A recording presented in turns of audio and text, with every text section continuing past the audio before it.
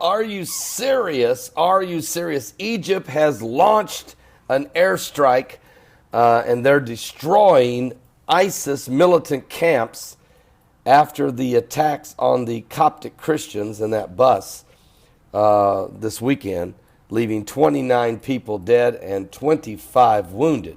Now, last month, there was 2 churches on Palm Sunday that were hit with explosions that killed 45 people and left dozens injured. The Egyptian air raids over Libya have destroyed several camps that were training militants who killed dozens of Christians in southern Egypt. And so what's happened is President El-Sisi, who's been empowered by President Donald Trump, he had him come to the White House, he rolled out the red carpet and said, go get the terrorists.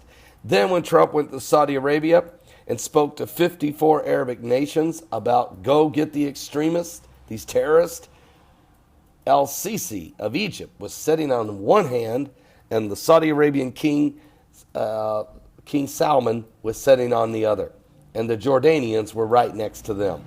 In other words, a united front against radical Islam, radical extremists in the Middle East, with Trump saying, drive them out. I repeat, drive them out. Drive them out of your countries, out of your land, drive them out of your mosque, drive them out of the earth. And they're doing it. Egypt has launched a military offensive in Libya, not against the nation of Libya, but against the militants that are there, that are coming across the border and have been killing the Coptic Christians. And now El-Sisi doesn't have to look over his shoulder to see if Barack Obama is going to smack him for it. Let's be honest with you.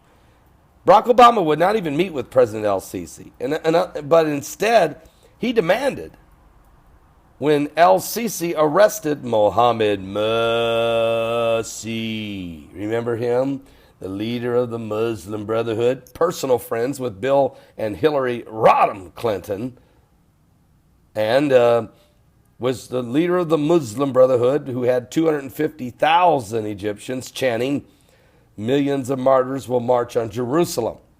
That same Mohammed Mursi, who tried to implement Sharia law upon many cities of the country of Egypt, and was destroyed their tourism, their economy went in the tank. It just so happened God sent a famine and was drying up the Nile River at the same time. It took 1 year of the Mohammed Mursi disaster where he destroyed the Constitution, ripped it up, fired everybody that was in the Congress, fired 70 governors, and was trying to rule with a rod of iron. This is who he was, the fierce king, the cruel Lord. He was the prophecy fulfilled right out of the Bible in Isaiah 19, the burden of Egypt. But when El-Sisi arrested him, Obama demanded that El-Sisi release Mohammed Mursi. El-Sisi didn't do it, didn't care, but he was not ever accepted by Obama. But Trump has set him right next to him and are going after the radical Islamists. So keep a close eye on what Egypt's going to do in the fight against terror. And that really helps the Israelis a ton. It helps Israel, believe me. And then that's not the only place that we're seeing this change. We're seeing it today. Iraq just launched an offensive forces that just launched an attack on ISIS in the last holdout in Mosul, the last enclave of the Islamic State, the ISIS rebels, as Iraq is fighting back, and they're going to crush them as well.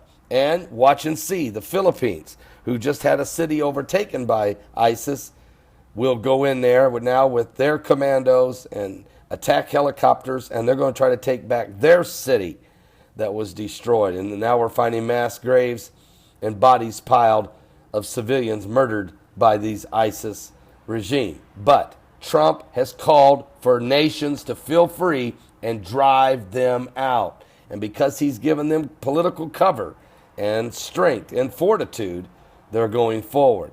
This is definitely a change, folks. This is what you call a real leadership. Now, where does it lead from here? Will there be peace? Well, the Bible says in the world you'll have trouble, but Jesus said, but in me you'll have peace. And there's the only peace that will pass all understanding comes through the Lord. But know this, it's getting really, really intense.